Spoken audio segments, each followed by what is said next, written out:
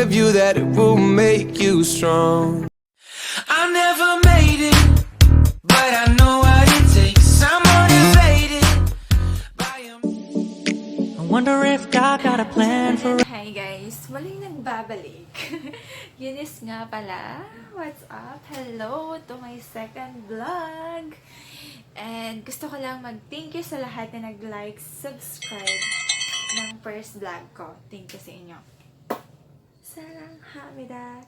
And then, may nagpapa-shoutout nga pala. So, isa-shoutout ko muna sila. Una kong isa-shoutout ay si... Jude. Shoutout nga pala sa'yo, Jude. Hello. Tsaka sa lahat ng interesado sa kanya, single pa po yan. Binenta si Jude, binenta. Peace, Jude. And then, yung ikalawang isa-shoutout ko naman is, si best friend, Jeril. Taken naman po siya. So, ayun. Hi, best friend. Shoutout sa'yo. Ingat ka dyan. Sana after quarantine, magkita tayo. And then, yung last na isa-shoutout ko is si Omar Santo. Hindi pa kita nakikita, pero thank you sa'yo. Very friendly ka. Thank you. Hi sa'yo. And then, last but not the least, si Sir Roms. Thank you. Thank you sa lahat ng advice mo sa akin. Nakatulong siya sobra. Thank you, thank you. At syempre, lahat kayo guys, syempre, sobrang thankful ako sa inyo. So, hindi ko na kayo ma-shoutout lahat.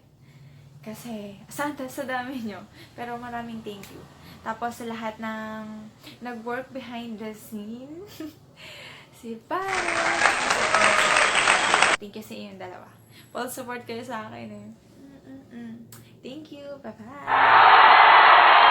Guys, so just quick lang kung anong ginawa ko kanina.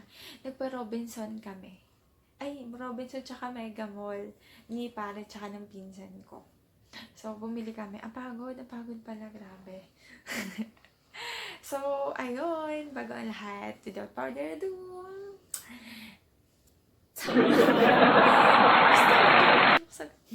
Eunice here, nagbabalik, and welcome to my vlog. So today, ang naisip kong maging topic is, since quarantine, ilang months na nga tayong quarantine? 7 months na.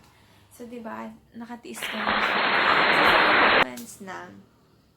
Since start yata tayo ng May, June, July, August, September, October, November. So, 7 months na. Kaya, sabi ko, Kamusta na kaya yung iba? Kaya, yun sabi ko, bakit hindi kaya yung gawin kong topic is essentials during quarantine? Ano nga ba essentials? Siyempre, yung kailangan natin. At siyempre, una, dapat, ito yung unang essentials. Para sa akin na, pero pwede rin may apply yun sa mga buhay ninyo. Dapat, thankful tayo, grateful tayo sa araw-araw na meron tayo. At syempre, dapat thankful tayo tsaka grateful sa small things. Sa mga maliliit na bagay. Yung pagising mo pa lang, blessing na yun. Tapos yung, syempre ako kasi, bless ako kasi healthy yung family ko, healthy ako. Yung guidance ni Lord sa akin talaga is nandyan. And then, yun, may work pa ako, diba? And then yung pangalawa is, dapat, iningatan mo yung sarili mo. Looking yourself. So, taking care of yourself. So, dapat, yung mga hygiene, ginagawa mo rin. Naguhugas ka ba ng kamay? Nag-alcohol?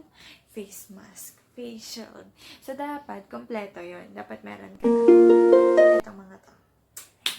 And then, yung pangatlo para sa akin is yung attitude tsaka behavior mo. Dapat, maging positive ka. Tsaka yung behavior mo, dapat, laging align sa ginagawa mo, sa mindset mo. And then, yung tatlo is, kailangan mong, laugh. Maging masaya. Bakit ba? Parang pasama na bang mundo? Meron pang, isipin mo na meron pang tao na mas mababa yung kalagayan sa'yo. Kaya, lahat ng bagay dapat maging grateful tayo. And then, kaya ka lang mag-love. And then, yung pangatlo is yung connect Komunika sa mga friends mo. Kung naboboard ka na, pwede ka namang, kaya nga may Messenger, Viber, YouTube. Pwede ka mag-connect sa kanila, sa mga friends mo. So, ayun. And then, dapat meron kang strategies kung paano ka mag-improve, paano ka mag-growth. Kasi, oo nga, yung mindset mo, naka-align yung behavior mo, okay, humingiti ka, connected ka sa ibang tao, pero, kailangan mo ring i-look forward yung sarili mo. Ano ba yung purpose ko? Ano ba yung gusto ko? Siguro, ito rin yung time na pwede kang mag-isip kung ano ba talaga gusto mo. At alamin ko anong gusto ng sarili mo. So, ayun. Huwag makatulong, guys. So, yun lang. Quick lang. Ayun. Yun lang yung mga essentials. Ting! Ito po sila.